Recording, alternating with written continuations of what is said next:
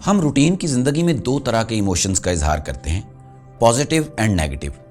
Negative emotions जो हमें परेशान करते हैं वो ज़्यादातर सबकॉन्शियस से आते हैं। मोस्टली ये कोई ऐसा रिएक्शन नहीं होता जो सोच समझ कर हम देते हैं, बिकॉज हम में से कोई भी शख्स कॉन्शियसली इस बात को पसंद नहीं करता कि वो खुद परेशान हो या तकलीफ़ में हो। इसकी मिसाल इस तरह है कि जब कोई हमें बुरा भला कहता है या गाली देता है तो हमें गुस्सा आ जाता है। ये कोई हम सिग्नल नहीं देते कि अब हमें गुस्सा करना है, बल्कि ये रिएक्शन है जो ऑटोमेटिकली हमारे जहन में आता है। इसी तरह हमारी ज़िंदगी में बहुत सारी ऐसी चीज़ें हैं जिन पर हम इसी तरह रिस्पॉन्ड कर रहे होते हैं। कई मरतबा तो हम इतना कुछ कर जाते हैं कि बाद में हमें एहसास होता है ऐसा नहीं करना चाहिए था, मुझे गुस्सा आ गया था। बाज़ औक़ात हम इस रिएक्शन की वजह से शर्मिंदगी और नुकसान भी उठाते हैं, हमें नुकसान उठाना भी पड़ता है।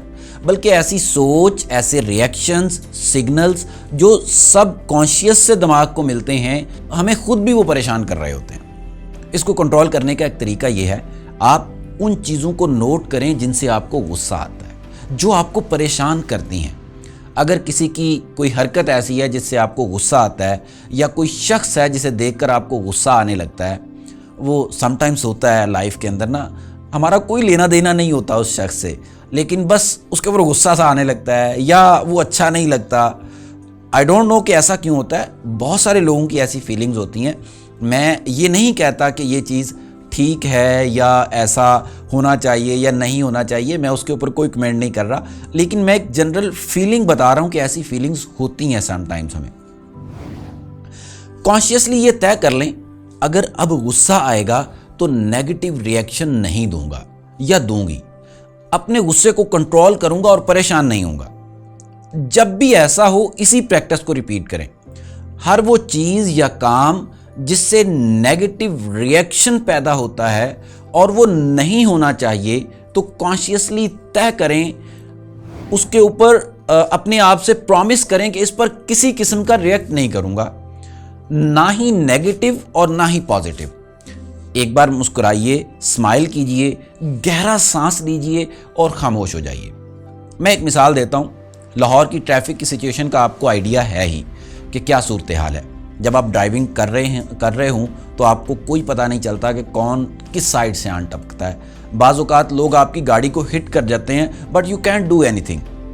आपको एक मज़े की मिसाल सुनाता हूँ, आपने सुनी होगी। वो एक ख़ातून की ज़ुबानी वो ट्रैफिक की आप पीती है, बल्कि मैं उसी का क्लिप आपके साथ शेयर कर देता हूँ, अगर कॉपीराइट का इशू ना हुआ तो आप ज़रा उसको सुनें।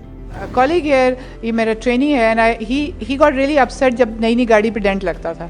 मैं कहा लुक माय डियर, पाकिस्तान में रहना है तो सोच लो 30 से 40 या साल के इधर रख दो, ये डेंट लगेंगे, ये होगा। तो one day I was newly in Pakistan and I had a brand new, बड़ी खुशी से मैंने होंडा सिविक ली, and I was on a red light. पीछे से एक वो गधा रेडी वाला आया, उसका गधा ऐसे उठा और उसने मेरी डिक्की पे पाँव रख दिए, and the entire dicky went down. Tadak!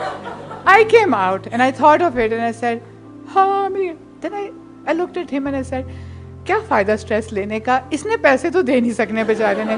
तो I said, ये क्या किया है? कहता की करा, खोता खलो गया सी। I'm like, ओ जी, खोता खलो गया सी।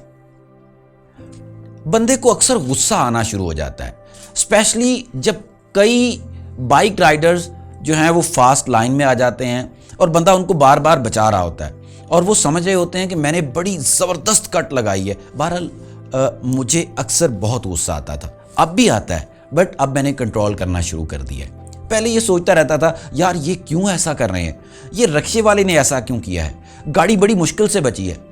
जब भी ऐसा होना, मेरे चेहरे पर गुस्सा आ जाना और कुछ ना कुछ बोल भी देना, यार इस गाड़ी वाले को तमीज़ नहीं है, कैसे ड्राइव कर रहा है यार, इसको कम से कम अपनी लेन में रहना चाहिए, यार ये क्या जाहिल इंसान है। इस तरह होता ये था कि सारे सफ़र के दौरान टेंशन में रहता था। एंड यू नो, लाहौर की कुछ सड़कों पर ड्राइव करते हुए बंदा साइको का पेशेंट बनने के करीब पहुंच जाता है, बल्कि बन जाता है।